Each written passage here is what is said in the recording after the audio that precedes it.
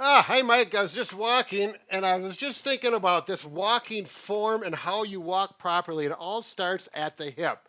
And from that point, your knees and ankles will be respond very well and less pain. Learn this walking style, and it can be your favorite go to exercise for decades. Right. Well, many people do prefer walking over running. What's wrong with them?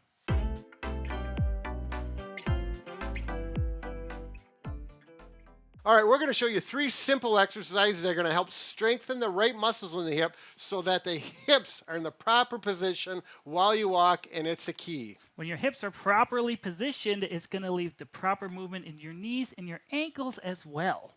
Now, the form on how you do these exercises is very critical. So pay attention, and I don't mean maybe. All right, the first exercise, you're going to go on the floor, go on your knees and your forearms. And at this position, we're going to work the glute maximus, okay? So bring up one leg. Mike's going to demonstrate up to here. Now, this is important that you, remember I talked about form? Bring this foot over like that so that it isolates that maximus.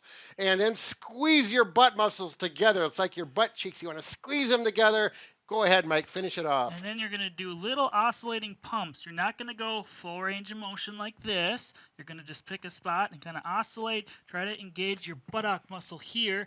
And you want to do 10 to 30 reps. You can do them in sets of 10 if you want, but just kind of oscillate up and down like this. Now, Mike, should we try to get higher and higher as you get stronger?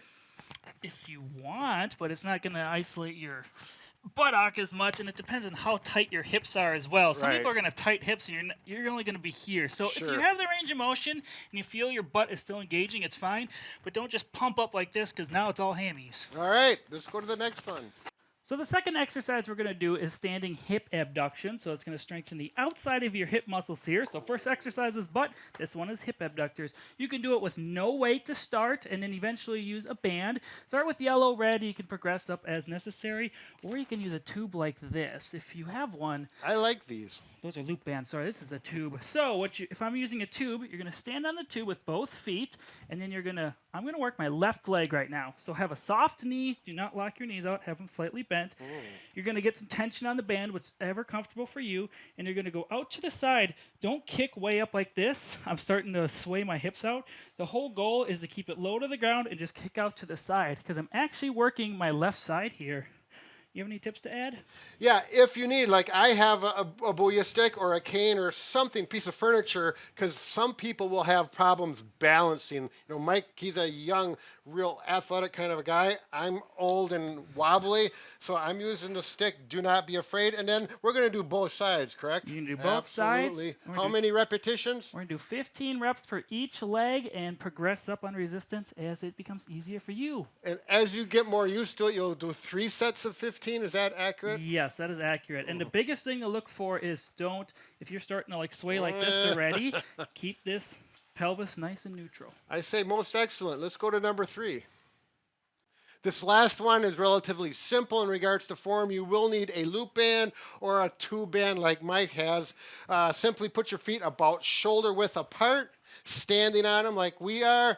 Put a little resistance on it, bend the knees, we call that soft knees, and simply walk to one side. We're going to go 10 to 15 feet. Mike, go ahead, you can walk behind me. I can walk behind you.